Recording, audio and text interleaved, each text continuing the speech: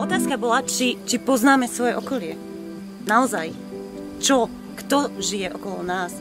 Kto nám vie niečo ponúknuť? Kto sa vie s nami podeliť? S kým vieme zdieľať nejaké riziko, dajme tomu, že niečo vyjde, nevyjde?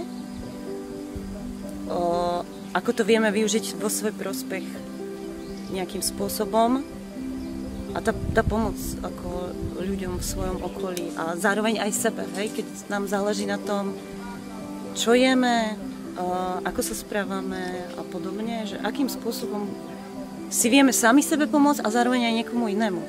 A to je to, že to svoje blízke okolie, fakt, že akože ten rádius, o ktorom sme sa bavili, naozaj je dobre poznať. Akože sa bavíme samozrejme, že veľa Slovákov nepozná Slovensko, utekajú do zahraničia, nevieme, že čo je naozaj u nás.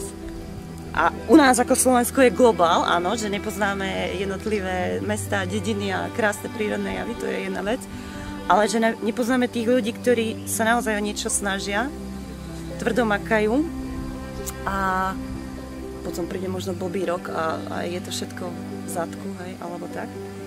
A to si myslím, že to je taký ako hlavný problém, že ako nevedomosť možno, že to svoje okolie nepozná.